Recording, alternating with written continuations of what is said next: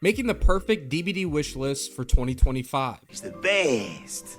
Love it. Perfect for me, maybe not perfect for you, but these are the things I really wish will be implemented into the game in 2025. I kind of have these just bulleted on my phone. Don't really have anywhere to go with this. I don't make these types of videos usually very often. So yeah, first one's gonna be map offerings. What would I do with them in 2025? Get rid of them. Or if you don't want to get rid of them, because I get it, you might want to go to specific realms for specific reasons or whatever, rework them to, if you bring a map offering, you actually avoid the realm that you bring. And let's say that another survivor brings a map offering too. In this case, you're trying to avoid 2 realms. It wouldn't work like that. It would just prioritize one of them that you can't go to. So still theoretically, one of the map offerings you can still go to. So it kind of works the way it does now of trying to get to a realm, but in this way it just worked the opposite. You just cancel one out and you can't go to that other realm. I think that's the perfect way to use map offerings. That way, if I'm a certain killer and I don't want to play Erie's a Crow when I see an obvious SWF that I'm loading into, I don't have to go to it. I think that'd be nice. Obviously, Sacrificial Ward is now a brown add-on, which is awesome, but map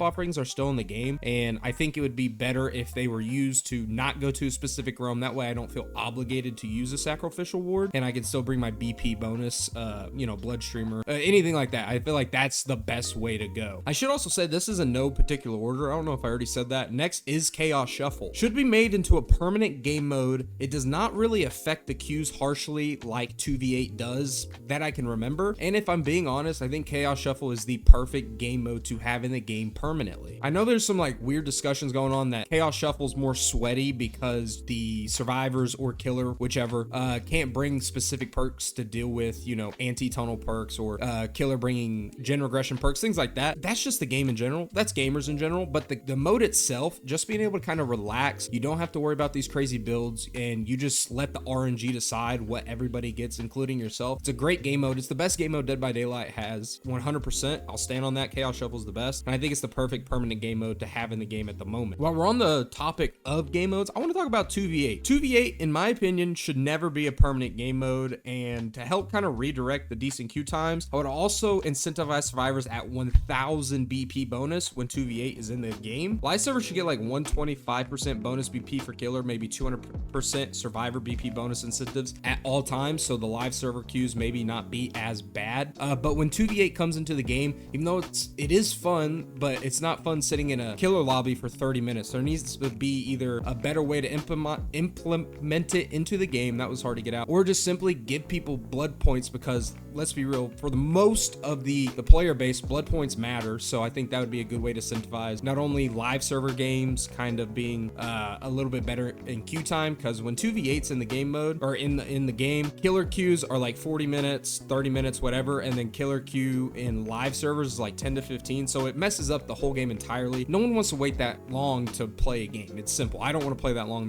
So it takes me an hour to play 2 games essentially of regular killer outside of 2v8. It's not great. So I would do some type of BP bonus incentive, which actually leads us into our next point, which on my phone I literally have it as blood points please. I'll be honest, barbecue and chili getting rid of the BP incentive and its bonus worked within the perk would be tough. It seems like we're low-key going into an aura type of meta, maybe not meta, more aura friendly meta, even though Thrill the Hunt came out and that's kind of put a skew in things, and now we're definitely in a hex meta for sure. I'll stand on that, but like BBQ and chili should be a build that's good on most killers, obviously, or a perk that's good on most killers, and it should have its incentive, because I don't understand why it doesn't. There's too many killers in this game. There's too many survivors in this game. It takes forever to get, at least to prestige 4 to have tier 3 perks on, every killer or every survivor, or even to get that one survivor to tier 4. So there's or prestige 4. So there's a lot of things that I just don't understand, and I think if you bring the BP bonus back, it'll help with the slugging and the always want a 4K mindset that is just kind of inevitable. Because if you get the 4K, like obviously, in my opinion, 3K is fine, all right, but you want to get the 4K because you get more blood points. Well, how do you counteract that? Have perks that might already have incentivized BP bonuses within them, and then maybe you're not so stressed to get the 4K. Now, obviously, at that point, if you do go for the 4K plus your BP bonus, then obviously you're gonna get more blood blood points, but I think it does change the mindset a little bit. Barbecue and chili, just as my example specifically, I think you could work it into some lower tier perks as well that aren't used that often that could get a bonus with them. And I think that'd be a good change. This game has been around for 7 years. I imagine it's going to be around for another 7 more. This game is not killer friendly. Let's make some perks that, or maybe just the basic generic perks that you have before you unlock any killer. Those types of perks maybe have like 100 to 150% BP bonus. That's just kind of like my big thing. Also, something I did think about the blood point bonus is, what if you tied blood point bonuses or blood point incentives to specific killers with low pick rate? Just examples off the top of the head, I didn't have this written down, would be like Freddy, Skull Merchant, Twins, maybe Survivors probably wouldn't agree with that, but like killers that don't get a lot of love often. Obviously, Nightlight, the desktop application, whatever, as well as Behavior have the analytics for the lowest pick rate killers. Throwing on incentives, so, or it doesn't have to be the lowest, maybe just a specific killer they want to push that month, whatever it is, to be able to have a BP incentive on a specific killer. I think that could really work. And then a lot of killers that don't get much love would just be continued to where survivors can actually play against that killer that literally may be out for a couple years at this point and they've only seen it like 5 or 6 times. I think that'd be a cool way to implement blood point bonuses outside of just perks or the queues as well. So that was just something I thought about and I was like, I don't know how that would work, but I think the biggest thing is blood points. That's literally what you need, man. Blood points in this game, as how much unlockables there are and how much BP you got to put down for specific items, perks, killers, survivors. I mean, whatever it is, I think that would be a good way to do it. I do have another thing about blood points, but we're going to skip that for now. Let's go to a better Halloween event for 2025. I don't think anybody is under the impression that the 2024 Halloween event was a good one. I think it was a pretty bad Halloweeny, 100%. It was weird. It didn't feel like Halloween. I'm not a big fan of Halloween myself. Like, I'm a Christmas type of guy, you know, but obviously Dead by Daylight thrives on this holiday of the year because it's a horror game. Halloween, obviously the two go together. And let's be real, it was just too much blue. I understand what they were doing with the Void, and I do think the Void is a good idea for maybe some type of original killer, and that's their map, you know, a Void map, or maybe just a map that's not even tied to a killer. It's just a new map in general. I think that's a great idea. I think it looks really cool and you could do something cool with it. But for Halloween, blue, baby blue, whatever, it's not it. Like I said, I think we can all agree, for the most part, I would assume that the Halloween event this year was pretty bad. All right, we'll go back to the point that I just skipped. I was talking about blood points, more blood hunts, and more double BP weekends. Blood hunt, if I'm not mistaken, is times 3 BP, and double BP is blood.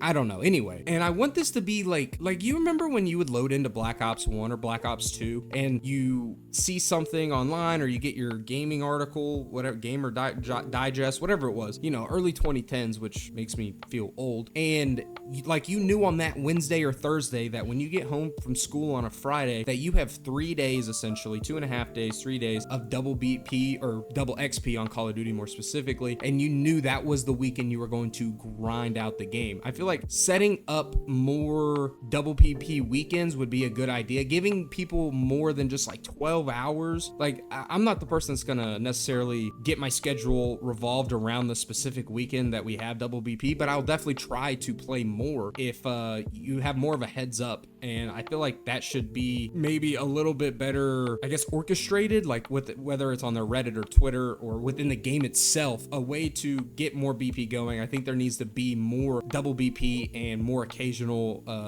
times 3 BP as well. I don't think there's enough of that, like I've constantly stated, and I feel like a lot of people feel the same way. There's too much in this game for us to be at a lack of blood points. So that's just something I would do. I think it would bring hype into the game as well. I think like anytime you have a new killer drop, double BP. I think anytime, you know, maybe 2 weekends out of the month, double BP, even if it's just Friday, Saturday, Sunday, or Saturday, Sunday, whatever it is, I think that would be a good way to help incentivize. And then you bring people back during the weekend, even though most DBD players, no matter what, are going to play this because they don't have another game they want to go to. But that, I'm not even going to get into that. Now, this is something I don't know how it would work because with licensed killers, obviously the perks are lore accurate, I guess. But it's time to get rid of some perks. And what I actually wrote something down here. I don't know what it is. I understand killers come with perks, but the way I would do it is either negate the perks, simple do not use or people do not use. What I would rather have happen is combine perks than tune them down on both sides of the playing field. More abilities essentially, but less impact. Off the top of my head, let's do Trail of Torment, and obviously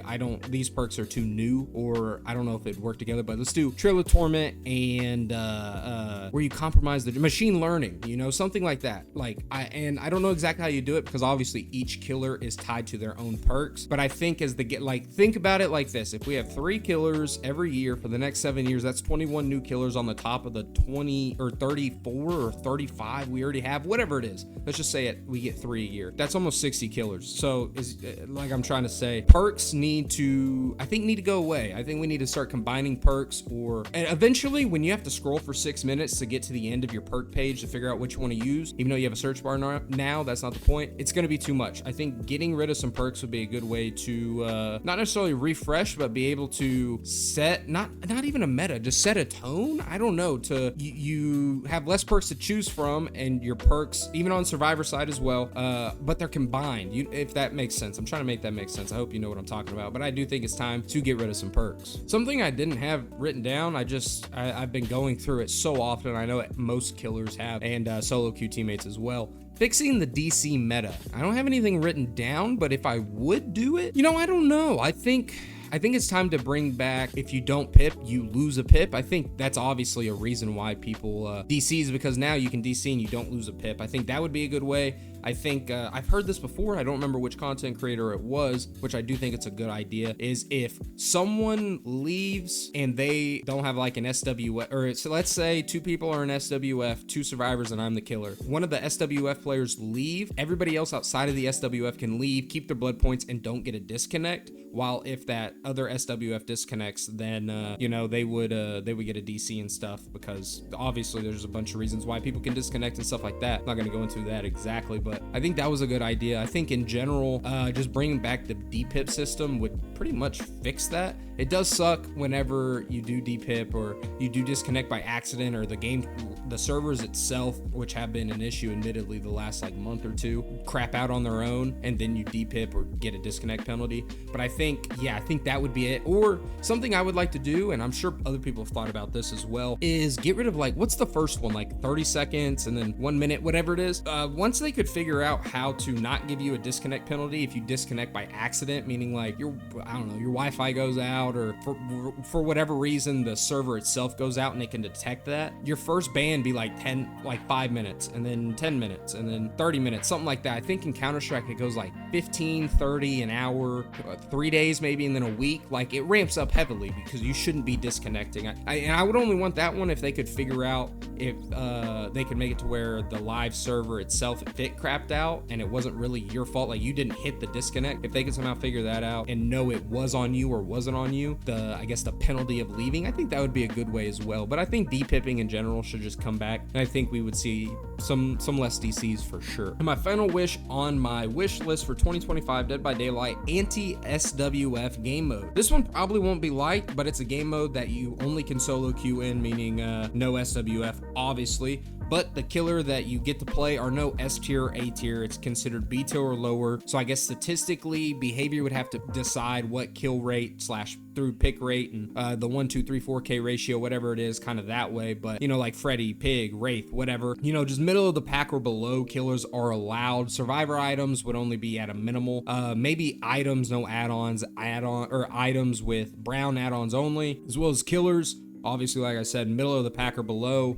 And then you have maybe capped out at green rarity add-ons, probably yellow or below. I feel like that would be more fair, as well as no meta perks. So essentially on either side. So, you know, maybe you could figure out you could categorize each perk, or you could have 4 categories of each perk. So like, let's say for killer, you have a hex category, you have a anti-gen category, you have a chase category, and you have a aura category, something like that. As well as for survivor, like you have a gen, you have a exhaustion, you have a anti-camp, and one more, and you can only pick 1 perk out of each one. I feel like this would be more beginner friendly, but I do think it would be a good add-on to have for the game. Not necessarily that I would play it, but I do think in theory, the way I'm thinking of it, it would work out for newer players that didn't have to go to SWF, as well as maybe people who are newer to the killer side, because let's be honest, playing killer is a chore sometimes. So being able to not go against an SWF for sure, and like kind of these specific guidelines and rules you have to play against, I guess,